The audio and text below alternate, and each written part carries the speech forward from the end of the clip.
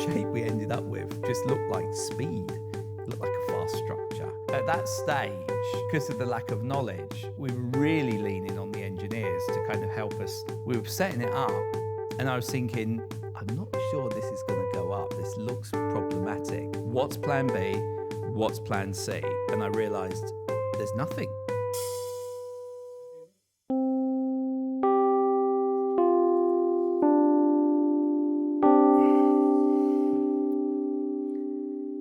The thing with inflatable structures, particularly outdoor ones, is everybody wants you to design a dome.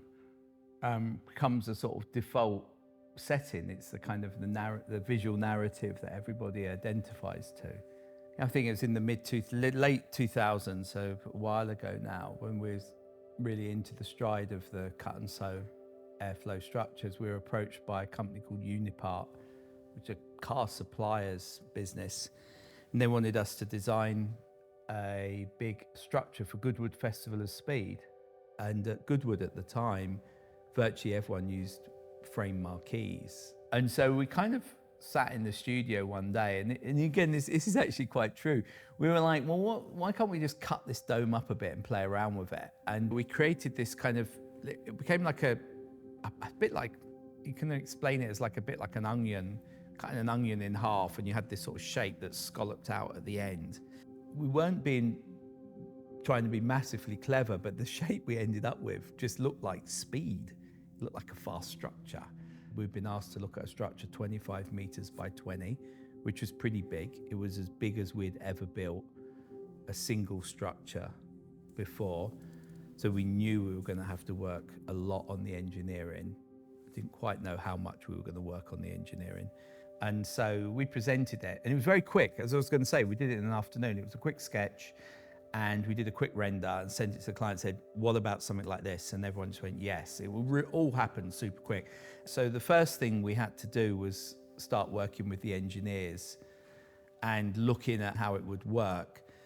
And at that stage, because of the lack of knowledge, we were really leaning on the engineers to kind of help us find a way to make this work. Because this subversion of the panels to being sideways rather than vertical meant that the structure didn't really want to stand up so easily. So we had to engineer a central truss system, which then, because of the complexity of that, we had to actually engineer the doors at the front and back to be structural, and we designed a floor that spread all the load. So basically we ended up with this kind of weird, not so much a monocoque structure, but a kind of a substructure with all of the floor and the trussing working together with the inflatable to give us this very large clear span space that would be, very wind resistant and everything else. So we went through this, and we interestingly stayed totally pure to what we set out to do. We refined it a little bit, but really it was very, very, very, very close to the first intent that we shared. And we engineered it to work. And actually, again, as we did with the Smirnoff job, we wanted the engineering again to be informed by the architecture. So again, the harmony of it, the kind of honesty of it, the doors, the frames, the structure were all very much in line with how the engineering need to be. But obviously, we hadn't been able to test it because the floor was constructed. We designed the floor system, which was being built and constructed. Then the structure sat on top of that, and the trussing and the doors and everything. And so we designed this system that the central truss would pivot up with the structure, and then the structure would inflate away from the trussing. But when you get on site and you're looking at a 20-meter wide trussing that's 9 meters high, and everything else, you realize that everything is out of your control. You can't pull anything or do anything. You've got to really get everybody around the structure. So anyway, we started to lay everything out. We built the floor, everything was built, the fixings were in place. We built the truss, we laid it down. So all the metal work was there and the doors were up. And then what happened was we strapped the inflatable onto the truss and realized that this thing now was becoming massive and everything else. And I remembered something. I was started to build it, and my dad was on site with us as well for this build. It was quite a big one, so we called in all the heavy artillery at the time. And when I used to work for my dad years ago, and I remembered one day being on site with him, or many times on site with him when I was younger, that I couldn't do a job. He'd asked me to do something, I couldn't do it, and he'd always come and make it work. And I remember thinking when I was younger, he's like, if Dad couldn't make it work, who's going to solve it? And I had a premonition of that when we was on site with the Unipart, because we were setting it up, and I was thinking, I'm in charge of this. This is my company. This is my structure. This is my design. I've signed off all the solutions. And I was standing there thinking, I genuinely was thinking to myself, I'm not sure this is going to go up. This looks problematic. And I was starting to think, what's plan B? What's plan C? And I realized there's nothing. It has to go up or we won't have a structure. It's all or nothing. And so I quickly changed my approach on site, because I had, I think, at least 12 people on site, and everyone was looking at me. And I realized, if I look scared or uncertain, this thing's gonna not happen. So I changed my demeanor really fast. I was like, fuck me, this is amazing. Everything's working. This is exactly what we want. Everything's where it wants to be. Guys, this is really fantastic. We've got the structure where we need it. The turf for anchors are in the ground. You know, what more do we need? Right, let's have a cup of tea, and then we just get this up, and hopefully by 6 o'clock, we can all kind of clean the site. I need that doing. And I refocused everybody on the success of the project.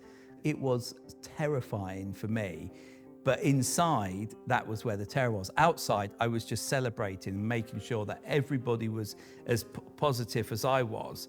We got it up, and actually it did exactly what we wanted. It stayed on the truss went up, and as it came down, it inflated and came out and sat over the doorways, and we sealed it all off, and it literally all came together.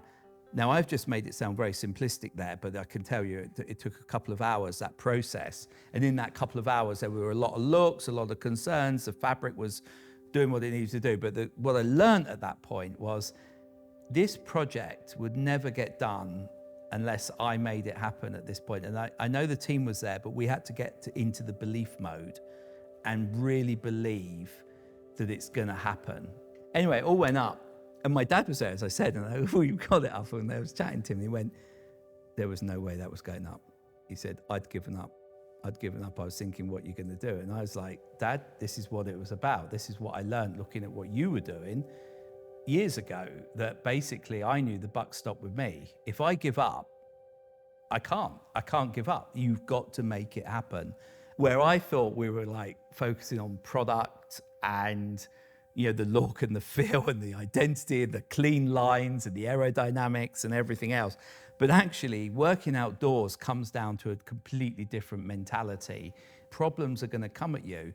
They're not the problems you create necessarily. They're problems that come at you, and you have to be incredibly resourceful, particularly if you want to challenge convention. So all the frame marquees at Goodwood around us don't challenge convention, but they don't really excite people. And that's not what I'm about. I want to create structures that get people super excited. When this Unipart structure went up, in a sea of white marquees, there was this organic piece of modern architecture, engineered to do what it needed to do, delivered when it was meant to be delivered. And actually, we ran it for a few years. And what was interesting, the agency we worked with had built this big interior fit out for the structure. And in year one, when they put the interior in, they said to me, we wish we'd never done an interior fit out. The structure's so amazing that we just need to create little accent points, because the structure's so dynamic and so elegant that is much more powerful. All the thing we built was an overkill. So year two, when we did it, again, they had a much more minimal interior and celebrated the architecture. But the point was for me is that I could see that we were going to be, we were going to take on a journey now with this medium, with the inflatable structures, which would be challenging, that there's no way to escape it. This is not a journey for people that want simple ideas. This is a journey for brands and agencies and businesses that want to excel, want to challenge, want to be seen to be going further. You don't get there without doing hard things. Now we'd gone this far, it actually meant that everything up to this scale structure now, we had all the knowledge and data points for. So if anyone else wanted to push themselves, Inflate was actually the business that understood what was going on. We had all this knowledge, all this experience. So more clients and agencies would be comfortable to work with us. Even though we knew projects would be hard, we had the backfill of knowledge that meant that lots of other projects were way easier. So the agencies that wanted to push themselves but wanted less risk had a place where we could position them. We could say, look, just work in this area. We can still adopt all the creativity you want.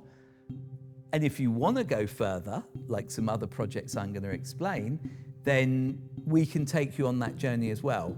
But you just have to be prepared that that's a different type of journey. And we were honest with them up front. So the Unipart, I'm not sure if we won an award for that one, but it was, it was a great project. And we still work at Goodwood. We still have structures there every year. We're still pushing the boundaries in different ways, and they still have lots of frame marquees there. They're much nicer marquees than frame marquees than they used to have. And the whole show has been, Goodwood has been a fantastic show. Unipart was a great one to make happen and deliver some exciting, some exciting moments for the show. I didn't know how to end it.